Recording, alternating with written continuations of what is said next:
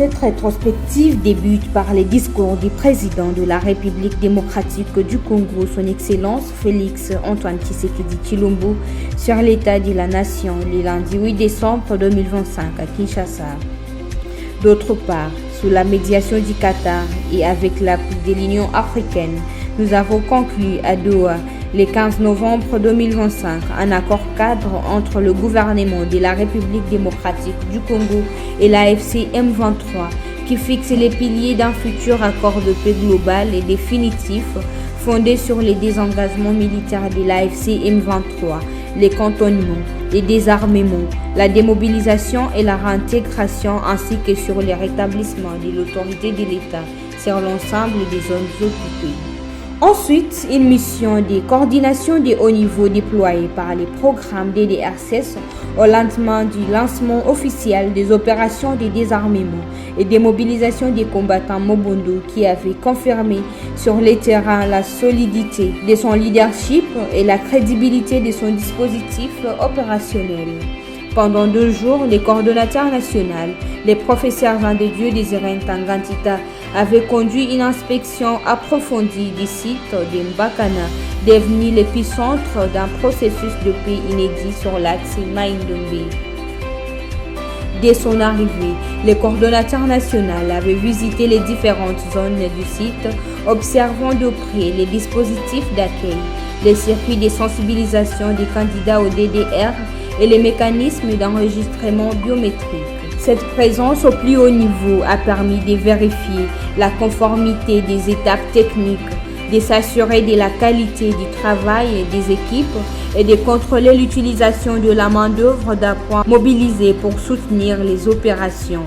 L'objectif était clair, garantir que chaque geste posé en Mbakana respecte les standards nationaux et internationaux du DDR. L'évaluation des conditions d'accueil et des prises en charge avait constitué un autre moment clé de la mission.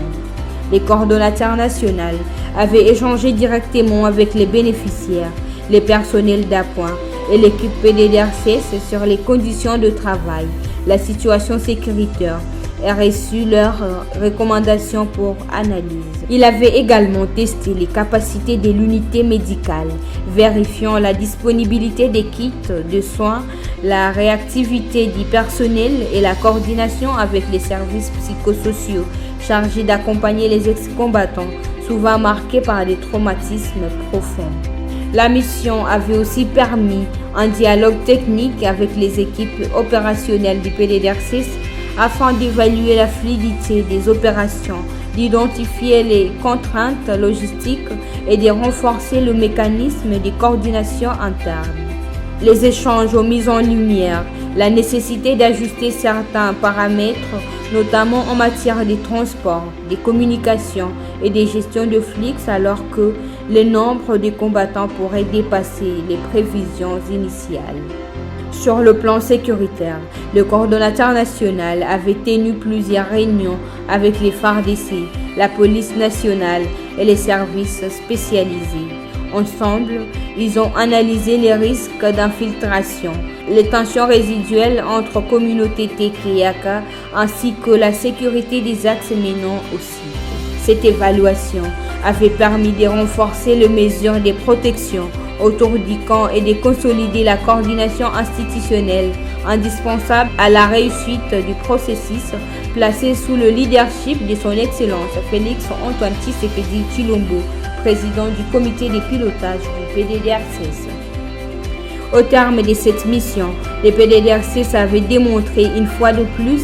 sa capacité à piloter un processus complexe dans un environnement sensible. La présence du coordonnateur national Mbakana avait envoyé un signal fort, celui d'un programme engagé, rigoureux et déterminé à conduire les désarmements et la démobilisation dans le respect absolu des normes techniques et des dignités humaines. Dans un contexte où chaque détail compte, cette mission a renforcé la confiance des bénéficiaires, des partenaires des communautés et des institutions nationales dans la trajectoire de paix engagée. Mbakana n'est plus seulement un site DDR, il est devenu le symbole d'un tournant stratégique pour la stabilisation du pays. Et le PDDRCS, par son leadership, affirme s'y imposer comme l'architecte central de cette dynamique historique. Enfin, au Maniema, les territoires des Kailo, des Pangui et des Punia disposent désormais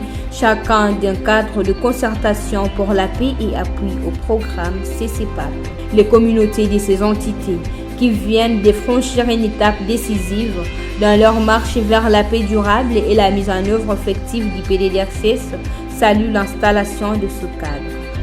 La mise en place du CCPAP dans ces territoires avait été effectuée par une équipe de la coordination provinciale du PDDRCS Maniema, conduite par le point focal Maître Amrani Yuma Bougias le mardi 9 décembre 2025.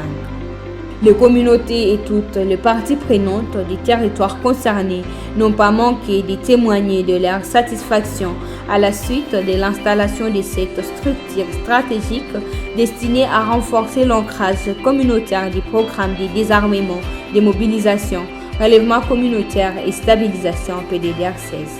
Pour nous, c'est un sentiment de satisfaction, voir une telle activité se tenir dans le territoire des Kailo montre clairement que les autorités du PDDRCS portent aussi leur regard vers nous. J'invite toute la population à s'approprier les cadres de concertation pour la paix et à soutenir les PDDRCS afin de résoudre nos problèmes, avait déclaré un chef coutumier de la chefferie de Bangui-Lengele, Messier Okolonga Lufungula Olembo. L'administrateur du territoire des Kailo, Émile Abdoulou Demouze, quant à lui, avait rappelé la portée symbolique et opérationnelle de ce mécanisme. En acceptant de présider ce cadre, je signe un pacte d'engagement fondé sur la promotion d'une cohésion sociale authentique et la recherche des solutions durables aux conflits. Il avait également souligné que ce cadre doit devenir le moteur local de la vision du chef de l'État, Félix Antoine Tshisekedi Tshilombo, président de la République démocratique du Congo et du comité de pilotage du PDDRCS. Les attentes sont nombreuses, mais l'adhésion des acteurs clés, autorités, société civile, forces vives, laisse entrevoir un avenir où les initiatives en faveur de la réinsertion et de la cohésion sociale pourront mieux porter leurs fruits. Devant le point focal adjoint du PDDRCS Maniema, Kimbili Mondo André, plusieurs leaders locaux du territoire des Pangui estiment que la présence de ce cadre au niveau territorial permettra une participation citoyenne plus directe dans la prévention des conflits, l'écoute des communautés et la consolidation des acquis du programme. En tant que chef des chefferies, nous avons accueilli l'installation du CCPAP avec une grande joie et nous nous engageons à travailler main dans la main pour retrouver la paix dans notre territoire de Pangui, avait indiqué Massoumou Massimango François, l'un des chefs coutumiers de la place. Selon lui, l'existence du CCPAP ouvrira un espace permanent où autorités, acteurs communautaires et partenaires pourront dialoguer, évaluer et proposer des solutions adaptées aux réalités locales. Les cérémonies d'installation de ce cadre de concertation dans les territoires concernés ont connu la participation de membres des groupes armés, notant que ces activités interviennent après la mise en place du CCPAP au niveau provincial par les professeurs Jean de Dieu Désiré Tangantita, coordonnateur national du PDDRCS.